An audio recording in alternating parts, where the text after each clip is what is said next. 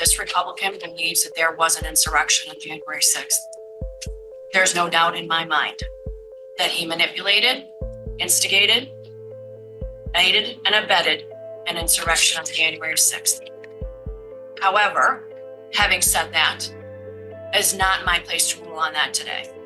The election board in the US state of Illinois has ruled to keep former President Donald Trump on its primary ballot, overruling a removal recommendation.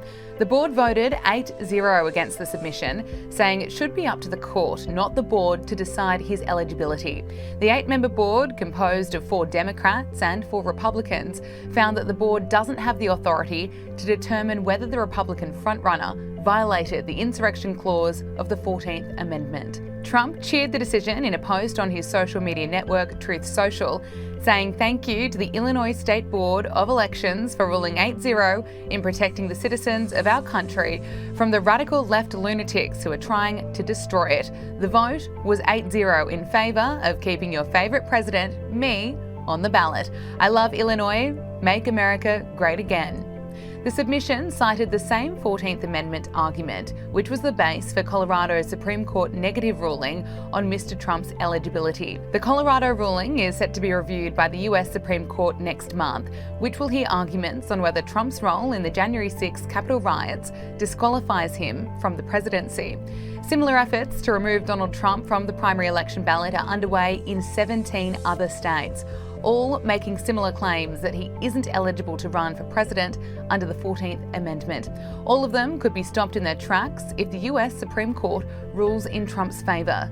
Away from the Supreme Court taking up this ballot issue where Colorado was moving to remove Donald Trump's name from the ballot. What were your thoughts on that and what the court should do going forward? Well, look, I think we have to beat Donald Trump if he's a Republican nominee in an election. And I think absolutely Joe Biden will.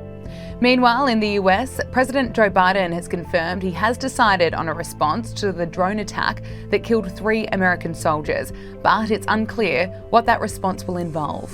The Biden administration has briefed reporters that there might not be a single response to the drone attack that killed 3 US soldiers, but instead a tiered response that includes multiple actions.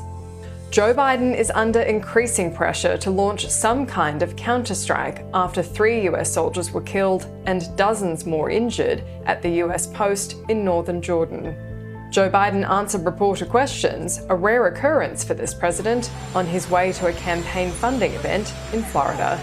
I do hold them responsible in the sense that they're supplying the weapons to the people who did it. I don't think we need a wider war in the Middle East. That's not what I'm looking for. Leaders of Congress have made it clear the president doesn't need congressional authorization to act. In my view right now, this is still very clearly within the self-defense framework. The Houthis specifically attack U.S. targets. These militias in Iran have specifically attacked U.S. targets. So he's in self-defense mode, and I think constitutionally he has the authority to do that. In fact, leaders on both sides of the aisle are urging the president to do something.